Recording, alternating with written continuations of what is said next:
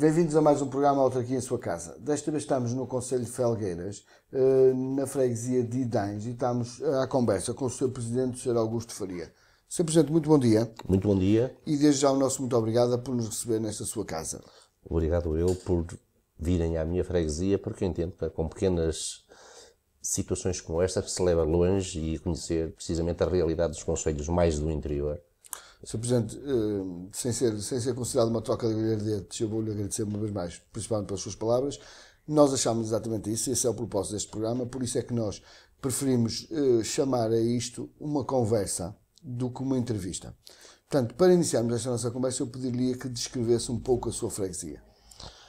Ora bem, a minha freguesia eu considero uma freguesia urbana, embora com uma componente agrícola que existe. Isto é uma área muito grande, a freguesia é a terceira maior do concelho, a terceira ou quarta em área. Portanto, o que realmente é considerada urbana, sem deixar de ter uma predominância também agrícola na zona mais baixa. É uma zona urbana onde está classificado o terceiro polo, precisamente urbano, do concelho de Felgueiras. Na freguesia de Idães, que é o nome que ela tem, insere-se uma vila, que é a Vila de Barrosas, que foi outrora concelho no distrito de Porto, portanto era mesmo, à data, o maior concelho do distrito de Porto, que veio a ser extinto. Não é dos meus tempos, não posso explicar porquê, tenho algumas dicas, mas também não é aqui o sítio ideal para as colocar, portanto, e que vai haver, a partir de agora, se calhar, alguma imiscuidade entre Barrosas e Idães, a freguesia é Idães, mas muitas vezes iremos falar com certeza em Barrosas, em toda a nossa conversa, portanto, e esse era o ponto, mas a minha freguesia é realmente urbana. Para esclarecer esse ponto entre Idães e Barrosas, mas Barrosas é Idães. Sim, Barrosas não deixa de ser Idães. Barrosas está inserido na freguesia de Idães, o que é a Vila de Barrosas, porque aqui concentram-se, se não mais, pelo menos 85% da população desta freguesia. Pronto, ok. Podemos considerar que Barrosas é o centro da freguesia de Idães. Sim, sem margem para dúvidas, é onde estão concentradas não só a população como os equipamentos e vocês, em termos identificativos, muitas vezes optam por falar em Barrosas, não falando em Idães, é isso que me está a dizer? Sim, porque as pessoas, quando se dirigem para Idães, neste caso, se perguntarem pela freguesia de Idães, se calhar muita gente, mesmo aqui às nossas voltas, são capazes de me dar a indicação correta. Se perguntarem por Barrosas, automaticamente toda a gente sabe onde fica. Com certeza. Portanto, fica já essa nota para o nosso telespectador, quando o Sr. Presidente falar em Barrosas, é o centro mais populacional da freguesia de Idães. Sr. Presidente, vamos falar de um assunto que vos toca diretamente, um assunto que foi promulgado há poucas semanas pelo nosso Presidente da República, que é o desenho do novo mapa autárquico, e eu pediria para dizer ao nosso telespectador, à luz do novo mapa autárquico, em que situação é que fica a freguesia de Idães? A freguesia de Idães fica tal qual estava. Não sofreu alterações, nem com agregação, nem foi agregada, nem poderia ser de outra maneira. Se estou de acordo ou não com o novo mapa, esta é uma situação que poderíamos aqui, pode-nos levar... Mas é essa a minha pergunta mesmo, para lhe perguntar se com certeza que foi de acordo com a população, porque à semelhança das entrevistas que nós já temos feito, a população fica sempre agradada quando fica exatamente igual, principalmente quando não é agregada. Ainda quando agrega, mais ou menos, mas nem na agregação eles estão muito de acordo. Ficar sozinho é sempre a opção da população. Portanto, para a sua população, eu acredito que reagiu bem. Eu perguntava ao Sr. Presidente se acha que o mapa autárquico necessitaria de uma alteração, se acha que não, qual é a sua opinião?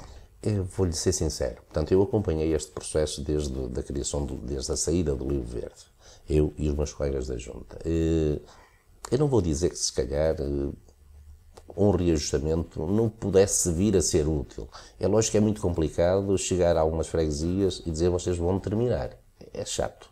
Eu entendo que já por elas de centenas e centenas e centenas de anos com aquele nome e com aquele vínculo, não é muito agradável nós dizer de um dia para o outro deixámos de ser de Idães. Portanto, eu falo pela minha freguesia. Nunca vi esse problema pensando afetar-me a mim, porque, como eu digo, se fôssemos à lei do espírito do Livro Verde, a nossa freguesia tinha de ser agregadora de certeza absoluta. Lamento sinceramente que se tenha feito nos moldes em que foi feito. Portanto, fugiu-se a tudo. Fugiu-se àquilo que realmente foi a essência daquilo que poderia levar a um reajustamento de freguesias. E que, se calhar, Pronto, aí se calhar com aquelas nuances das pessoas que não concordariam, porque teriam de desaparecer, mas se calhar no fundo, passado algum tempo, as coisas vinham se calhar a ser muito mais fáceis de engolir. Neste momento não. O que se passou em muitos sítios, e o meu conselho é um deles, é um facto, está à vista de toda a gente, isto foi à régua e esquadro. Isto foi imposto por Lisboa, veio à régua e esquadro. Poderão dizer, a responsabilidade também é nossa. É, principalmente dos órgãos autárquicos, ninguém tenha a menor dúvida, mas principalmente também da Câmara e da Assembleia Municipal, que era quem tinha todos os trunfos para poder jogar. Não quiseram, fizeram como avestruz, meter a cabeça debaixo da areia e deixaram correr. O problema todo é que, no meu conselho, eu vejo isto. Vejo uma cidade da Lixa, por exemplo, que foi cortada a meio, o que não tem sentido, porque há anos e anos e anos, dezenas de anos, sempre foi conhecida com aquelas 3 freguesias e hoje não está. Hoje ficaram 2 e uma saltou fora. Acho que não tem cabimento. Como vejo, se calhar, embora eu continue a dizer que os felgueirenses são umas pessoas excelentes, são ótimas, são pessoas do melhor que existe, mas há sempre rivalidades entre freguesias. Toda a gente sabe que isto existe em todos os lados. Claro. E é engraçado que, por azar, esses casos acabaram por se juntar. O que não vai ser agradável, ninguém tem a menor dúvida. E depois, pronto, a fuga realmente. O espírito da lei era, diziam eles, aproximar as populações para onde já estão vocacionadas a seguir. E eu pergunto, como é que pode ser se naquelas que existem os equipamentos onde centralizam já várias e várias freguesias, não agregam ninguém e fazem junção com aquelas que não têm equipamentos? Irão lá criá-los agora? Eu pergunto. Nós não estamos em tempos para isso. Mas... Sr. Presidente, não acha que nesse cenário de agregações, extinções, chamamos lá o que quisermos, as primeiras a ser realmente mexidas seriam as da sede do Conselho? Isto também começou precisamente ao contrário. Eu penso que a pirâmide tem de vir de cima para baixo. Eles começaram pelo mais pequeno e por aquele que menos poder ter para fazer barulho. Ninguém tem a menor dúvida. Porque se me dizem que uma freguesia é relativamente pequena e que não tem sentido existir, eu pergunto, alguns concelhos que existem que são mais pequenos do que algumas freguesias. E eu pergunto se estão lá a fazer, porque essas custam muito dinheiro. Porque um concelho dói a quem doer, tem de ter o tribunal, tem de ter isto, tem de ter aquilo, e isto custa muita nota. Não é um presidente de junta, o presidente de junta tem aquela subvenção que é, Deus me livre de alguém pensar sequer em viver de uma junta. Claro. Também já não falo nas juntas das cidades, porque há juntas das cidades que tudo bem, mas também têm muito mais gastos do que nós. Agora aqui fora, isto é mesmo por amor à camisola, muitas vezes. Ninguém tem a menor dúvida que sim. Portanto, penso que as coisas começaram todas tortas. Começaram mal porque não começaram pelo sítio ideal, continuaram mal porque não olharam às razões e às raízes das coisas. E foi de régua e esquadra, como eu digo, e se calhar muito compadria, porque eu penso que também há no meio disto tudo. Portanto, no fundo, isto foi uma amálgama aqui de situações que eu penso que vai ser uma miséria. Mas a Assembleia Municipal ou a Câmara ouviu-vos quanto à vossa opinião de vocês quererem ou não pronunciar sobre a agregação? Olha, eu vou ser sincero, eu tive conhecimento que tentaram fazer 2 ou 3 freguesias à Assembleia Municipal, 2 ou 3 reuniões à Assembleia Municipal com os líderes dos partidos.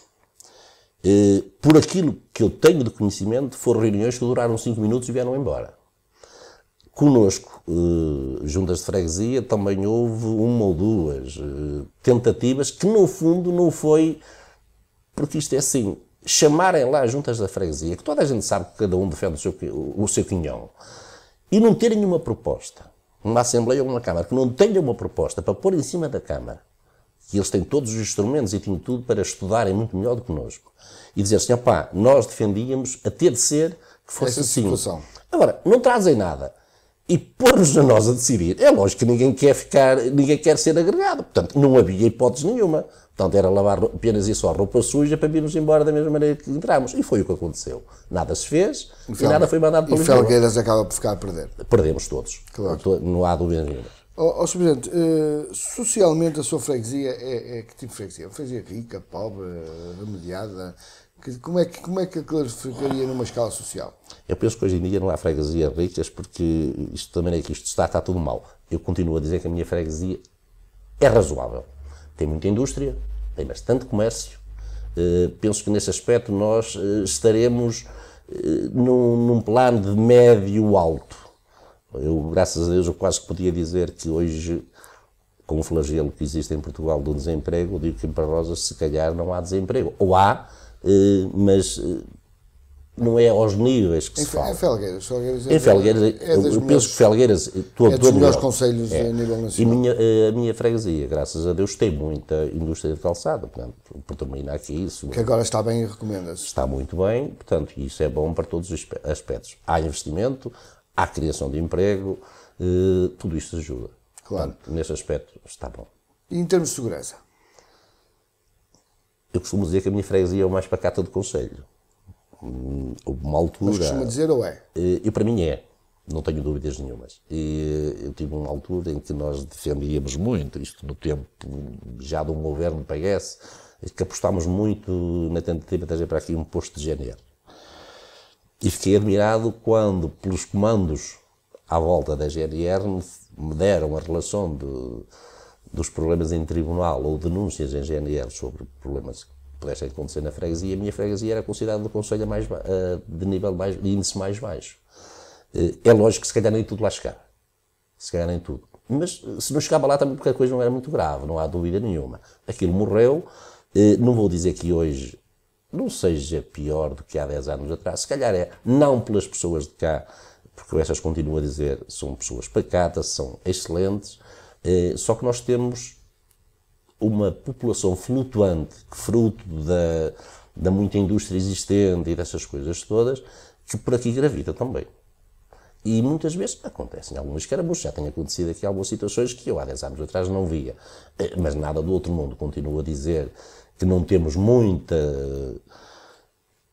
GNR cá, mas também passamos muito bem. Neste momento tem-se passado bem sem ela. Não tem havido casos que nos indiciem que nós precisamos com urgência de mais...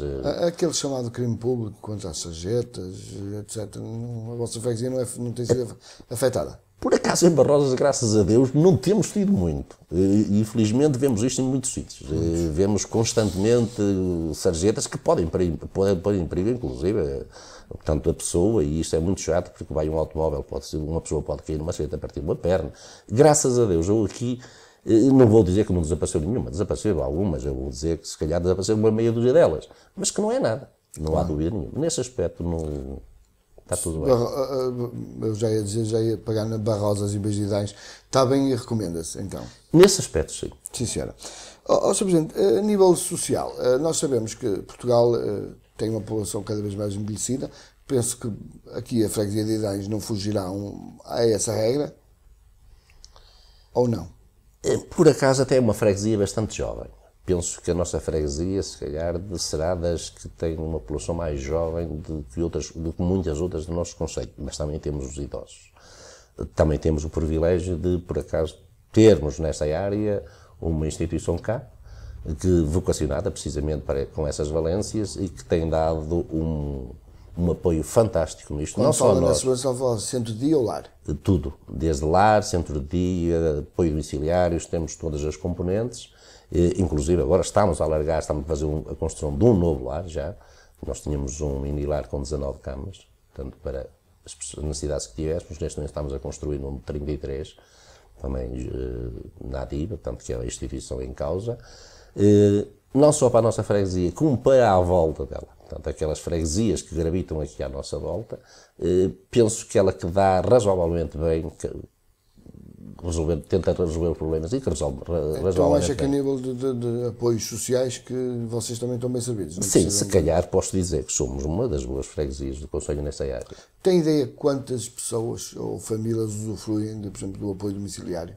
Aqui nós temos, eu posso lhe dizer que a nível de apoio de centro de dia, nós tínhamos uma vaga há 8 dias atrás, na última reunião da ADIV, havia uma vaga, portanto o que quer dizer não está mal. Está bem. Não está mal.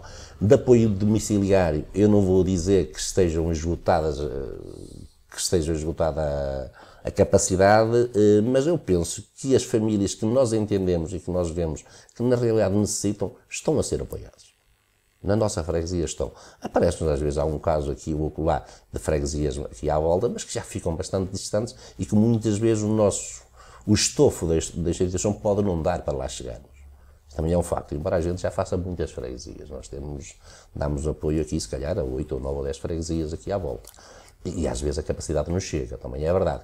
Mas para a minha freguesia, tenho a certeza que chega. Sim, chega. Eu aqui não tenho necessidade, não tive, até hoje, eu faço parte também da direção da ADIB, não há pedido nenhum que não tenha tido a correspondência devida.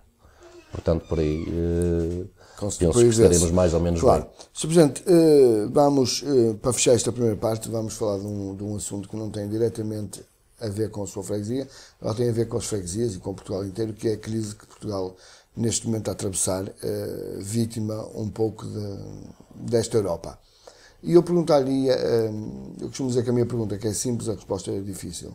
Eu perguntaria, se nós fizéssemos, fazendo uma retrospectiva à altura em que nós entramos na União Europeia e na moeda única, e sabendo em que é que isto veio terminar, se o Sr. Presidente continua a achar que valeu a pena entrar no mercado europeu? Eu penso que nós temos de modernizar e temos de acompanhar os outros. Agora, se calhar, não usamos e não utilizamos os métodos que nos puseram na mão. Eu costumo dizer, e não vou falar dos governantes de hoje, nós vamos falar pelo clima que nós vivemos hoje. Nós vivemos hoje um sufoco total. Acredito mesmo, e é como eu digo, e não vou colocar Barrosas ou Idães como centro disto, mas sei que a nível nacional há freguesias e há concelhos que vivem num sufoco autêntico. Há famílias que, se calhar, como dizem, e é verdade, se calhar vêem-se aflitos para comer. Vêem-se aflitos. Agora eu pergunto assim, seria a entrada na Europa que nos levou a isto? Não, eu penso que se calhar foi o não saberem aproveitar os muitos e muitos e muitos fundos que nos puseram na mão. Se calhar, se os tivessem investido com cabeça, e se eles tivessem sido realmente aplicados naquilo que era necessário, nós hoje podíamos ser um país muito melhor. Só que, infelizmente, se calhar 10% deles foram aplicados bem e 90% foram esbanjados. Foram gastos mal gastos. E isto hoje reflete-se. Porque assim eu peço, mas tenho de pagar. Sr. Presidente, acha que temos maus políticos em Portugal? Eu não vou dizer que tenho maus políticos, mas se calhar temos políticos viciados. É que é o problema todo. Porque eu não culpo quem está no poder hoje. Eu, se tiver de me dar culpas, eu dou culpas aos últimos governos todos que passaram lá. Toda a gente é culpada, ninguém tem a menor dúvida. Claro. Toda a gente é culpada porque deixaram passar. Deixaram passar porque, se eu vejo que o dinheiro é mal aplicado, com certeza os governantes também viam. Só que pronto, as coisas foram passando, foram deixando passar. Só que o dinheiro foi-se acumulando, vir para cá foi-se acumulando. E em vez de criar o investimento, em vez de criar o emprego, em vez de criar as melhores condições, não foi feito isso. Foi gasto, se calhar, em vaidades, em fogos de artifício, e que no fundo não dão rendimento nenhum. E nós agora temos de pagar a fatura. Claro que teremos. Aí é que é o problema todo. A única pena é que temos todos de pagar e nem todos é isso. É pagar o desgraçado para alguns que estão a gozar ou gozaram com isto. Sr. Presidente, fazendo uma futurologia política, consegue antever quantos anos é que esta crise nos terá aqui junto a nós? E quando eu digo isso, eu costumo dizer isto em todas as conversas que tenho com os seus colegas, que é, eu acho que para o povo português, o acabar da crise não é retornar aos padrões de há 4 ou 5 anos atrás. Nós temos a certeza que no dia seguinte não somos sobressaltados por uma nova medida de austeridade. Olha, o tempo que isto vai durar, eu estou convencido que não vai ser tão cedo que nós saímos dela. Realmente isto está mal demais. Vai durar muito. Eu espero, e eu também espero que ela a prolongue muito mais. E espero bem que esta gente que está lá hoje, que tenha o bom senso de dilatarem isto no tempo. Se temos de pagar, que nos deem tempo. Porque senão, às tantas, nós pagamos a dívida, mas morremos nós aqui. Portanto, isto calma lá também com a brincadeira, porque há muita gente que se calhar passa fome. Portanto, há que também ter bom senso, há que olhar e ver aquilo que o povo está a sofrer. É como eu digo, não culpo estes, culpo toda a gente. Mas estes que estão lá neste momento são as vítimas e que vão ter de trabalhar as coisas. Agora, a crise quando terminar, é lógico que nós nunca mais vamos voltar aos 4, 5, 6 anos ou até 10 de atrás. Não, nem pensem. Isto vai ter realmente dar uma volta.